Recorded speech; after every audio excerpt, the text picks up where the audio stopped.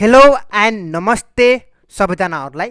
आज म तपाईलाई 2078 को क्वेशन सल्युसनको दि लास्ट वान भिडियो रहेको छ, जुन चाहिँ क्वेशन नम्बर 8 मा रहेको छ। र यो तपाईहरुको क्वेशन नम्बर 9, 10, 11 र 12 मा हेर्नुहुन्छ भने तपाईहरुको थ्योरी टाइपको रहेको छ। मेरो नोटमा भेटाउन सक्नुहुन्छ, जुन चाहिँ तपाईहरुको अलरेडी म तपाईलाई 74 देखि 78 को तपाईलाई चाहिएमा मलाई प्रश्न इनबक्स गर्नु होला। म तपाईलाई त्यसमा प्रोवाइड गराइदिएको छु, त्यसबाट गएर हेर्न सक्नुहुन्छ यिनीहरुको थ्योरीहरु भन्न खोजेको छु।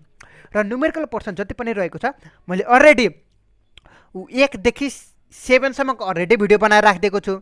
आई होप तपाईले हेरिसक्नु होला। र यो चाहिँ क्वेशन नम्बर 8 को लास्ट वान भिडियो रहेको छ 78 को, जुन चाहिँ यो क्वेशन चाहिँ CSIT मा सोधिएको छ, जुन चाहिँ फर्स्ट सेमेस्टरको रहेको छ। नामै त हो डिजिटल लजिक सब्जेक्टको नाम।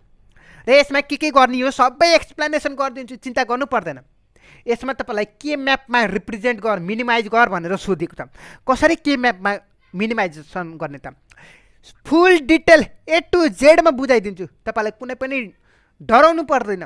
र मैले यो भिडियो तपाईलाई बुझाइदिसकेपछि, तपाईलाई प्रोवाइड गराइदिसकेपछि तपाईलाई यस्तो खालको क्वेशन चाहिँ जस्तो वेमा जस्तो सुकै गर्न सक्नुहुन्छ।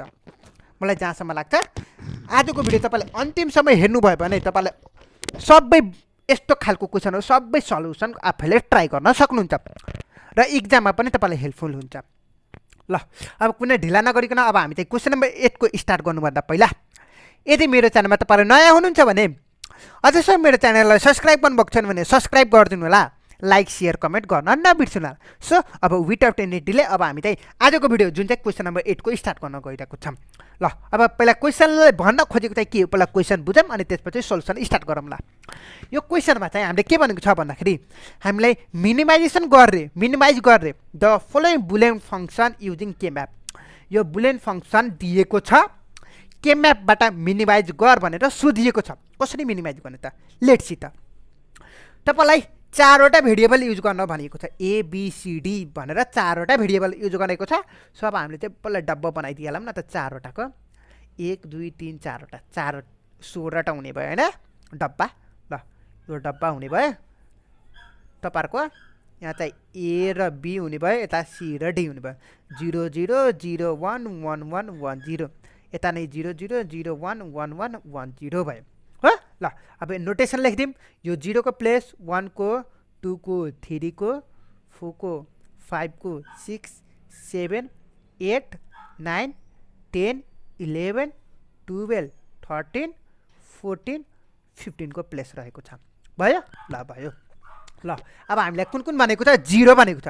0 मा 1, त्यसपछि 1 मा पनि छ, त्यसपछि 3 मा छ, त्यसपछि 5 मा छ, त्यसपछि 7, त्यसपछि 8, अर्को 9 11 र अर्को 13 भन्ने छ, यहाँ छ 13, त्यसैगरी 15 छ। भयो। अब हेरौँ त 1 2 3 4 5 6 7 8 9 10 वटा छ।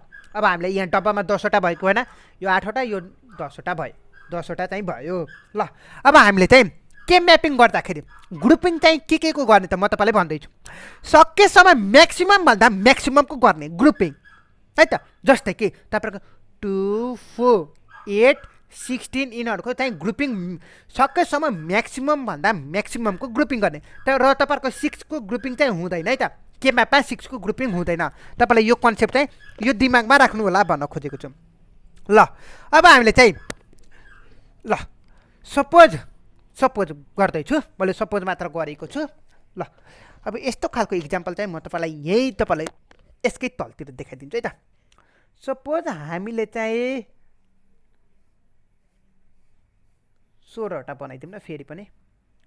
यहाँ A B छ, यता C D छ।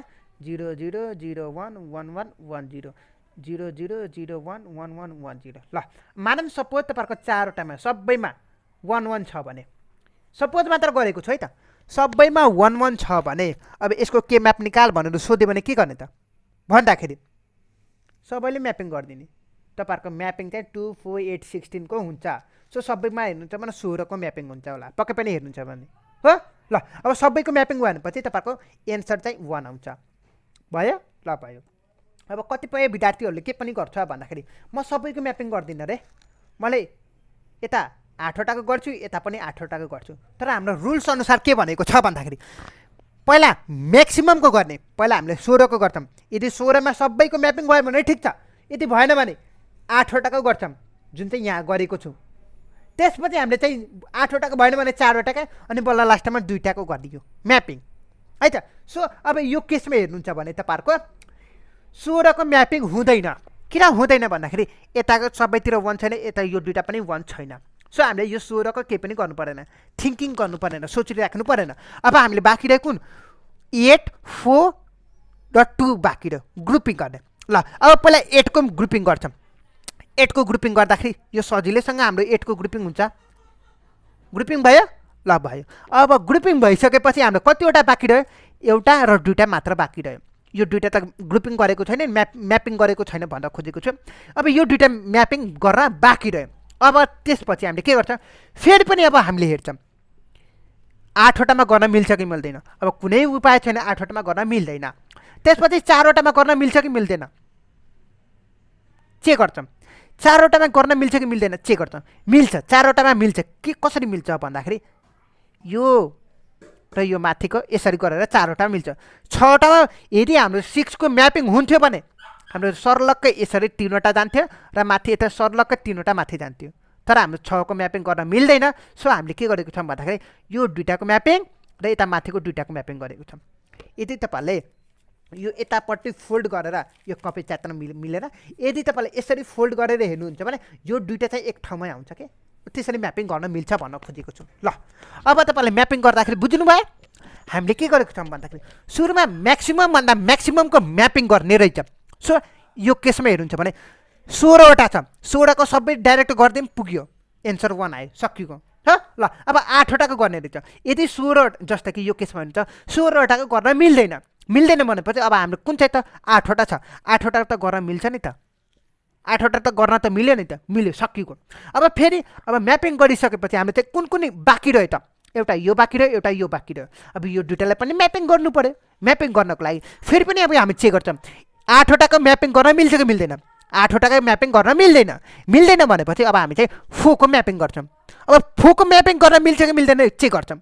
यदि हाम्रो यो म्यापिङ गर्न मिल्थेन भने हाम्रो यो दुईटाको गर्न मिल्थ्यो। यदि हाम्रो 4 को म्यापिङ गर्न मिल्थेन भने यसरी हाम्रो म्यापिङ गर्न मिल्थेन भने हाम्रो फोकस छोडेर सेकेन्डको 2 नम्बरमा जान्न मिल्थ्यो है त। र हाम्रो बाई डिफल्ट अब के भनौँ हाम्रो चाहिँ 4 वटाको म्यापिङ गर्न मिल्यो। ल अब यसको एन्सर चाहिँ कति आउँदो रहेछ लेट्सी त। ल पहिला अब यो 8 वटाको गरौँ त, 8 वटाको फङ्सन निकालौँ त। 8 वटाको फङ्सन निकाल्दाखेरि हाम्रो कुन कमान आएको छ, पछाडिको 1 आएको छ। पछाडिको 1 भन्नुपर्छ तपाईँको के छ, डी छ। सो डी भयो, सकियो। ल अब फेरि अब 4 वटाको म्यापिङ गरौँ। अब यो बाँकी रह्यो त, यो दुईटा त हो नि, माथिको र यो बाँकी त रह्यो नि हो। ल अब त्यसपछि यो र यसमा हेरौँ त, कमन कुन कुन छ, पछाडिको 0 छ कमन। 0 भन्नुपर्छ तपाईँको के छ, बी छ। सो तपाईँको बी ड्यास भयो हो। ल अब त्यसपछि अब यसमा र यसमा कमन निकाल्छौँ।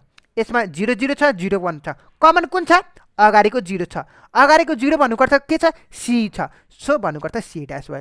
यो तपाईँको एन्सर। क्वेसनलाई के भनेको छ, मिनिमाइज गर भनेर सोधिएको छ। हामीले मिनिमाइज गरिसक्यौँ त, सकिएको त। एफ इक्वल्स टु भनेर लेखिदिनु सकियो है त।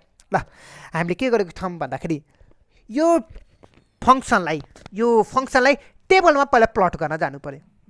प्लट गर्दाखेरि तपाईँलाई चाहिँ धेरै जस्तो विद्यार्थीहरूले प्लट गर्दा झुक्किन्छ है त। मैले यहाँ नम्बरिङ गरेको छु। यहाँ 0 छ, 1 छ, 2 यता, 3 यता, 4 5 6 7 8 9 10 11 12 13 14 15 को म्यापिङ ग्रुपिङ गर्दा टेबलमा प्लटिङ गर्दा नम्बरिङ गर्दा भनेको। ल अब त्यही अनुसार यहाँ प्लट गरिदिनुहोस् न।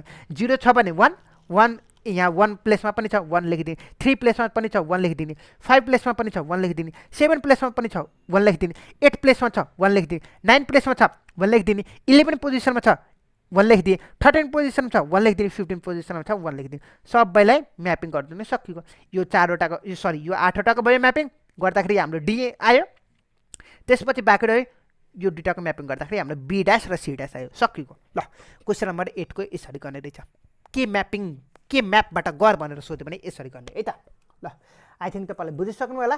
र यस्तो इक्जाम्पल पनि तपाईँलाई दिएको छु। मलाई जहाँसम्म लाग्छ यो के म्यापिङको अरू जस्तो सुकै क्वेसन आए पनि तपाईँलाई इजिली सल्भ गर्न सक्नुहुन्छ। र आजको भिडियोमा तपाईँलाई कुनै पनि कन्फ्युजन लागेको भए मलाई पर्सनली इनबक्स गर्न सक्नुहुन्छ अथवा कमेन्ट गरेर सोध्दा हुन्छ। र मलाई जहाँसम्म लाग्छ आजको भिडियोमा तपाईँलाई केही पनि डाउट छैन होला, मलाई जहाँसम्म लाग्छ मेरो थिङ्किङ अनुसार। र यदि तपाईँहरूसँग केही डाउटहरू छ भने पर्सनली सोध्दा हुन्छ अथवा कमेन्टमा गर्दा सोध्दा हुन्छ है त, नो प्रब्लम। ल आजको भिडियो तपाईँलाई कस्तो लाग्यो फिडब्याक दिन नबिर्सिनु होला। र यस्तै खालको भिडियोहरू पनि तपाईँलाई एभाइलेबल गरिदिन्छु। त्यसको लागि मेरो च्यानललाई सब्सक्राइब गर्नुभएको छैन भने सब्सक्राइब गरिदिनु होला, लाइक सेयर कमेन्ट गर्न नबिर्सिनु होला। र यदि तपाईँलाई 2074 देखि 78 सम्मको सोलुसन चाहिएमा मलाई प्रश्न इनबक्स गर्नु होला, म तपाईँलाई प्रोभाइड गराइदिन्छु। सो यति भन्दै आजको भिडियो यहीँ समाप्त हुन्छ। हस् त, थ्याङ्क यू, नमस्ते, सी यू सुन।